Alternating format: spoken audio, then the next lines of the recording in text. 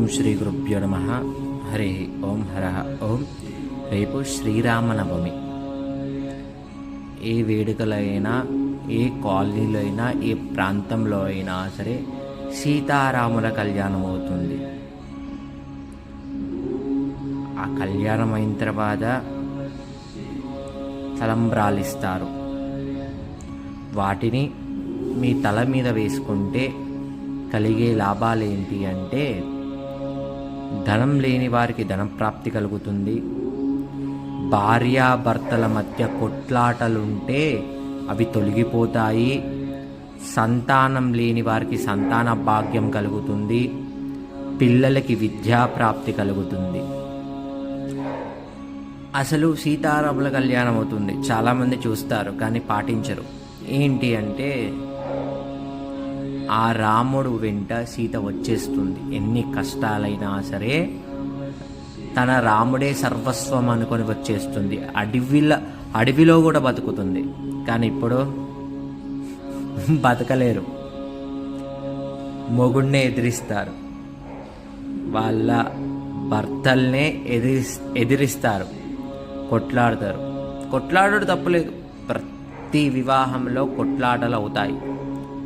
అలా అని అవి పెరుగుతాయి. అవి పెరగకుండా సీతారాముల కళ్యాణం చేయడం వలన ఏమవుతుంది అంటే, దాంపత్య జీవితం చాలా సుఖంగా ఉంటుంది.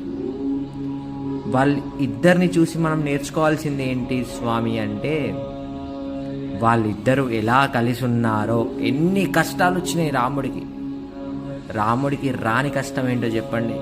ఎన్ని కష్టాలు వచ్చినాయి, అయినా సరే తన భార్య తన పక్కన ఉంది.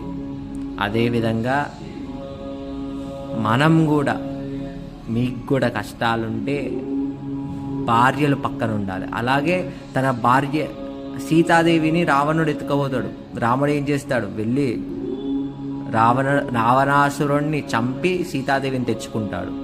అదేవిధంగా మనం కూడా భార్యాభర్తల మధ్య ప్రేమ, అదేవిధంగా ఏముండాలి అంటే, ప్రేమతో పాటు దయాగుణం, ఇద్దరి మధ్యలో అంగీకారణ అంటే అర్థం చేసుకునే తత్వం ఎక్కువ ఉండాలి. అప్పుడే మీ దాంపత్య జీవితాలన్నీ కూడా సుఖ సంతోషాలతో ఉంటాయని ఈ వీడియో ద్వారా మీకు తెలియజేస్తున్నాను. ఇంతటితో ఈ వీడియో సమాప్తం. ఓం శ్రీ గురుభ్యో నమః. హరి ఓం హరః ఓం. స్వస్తి.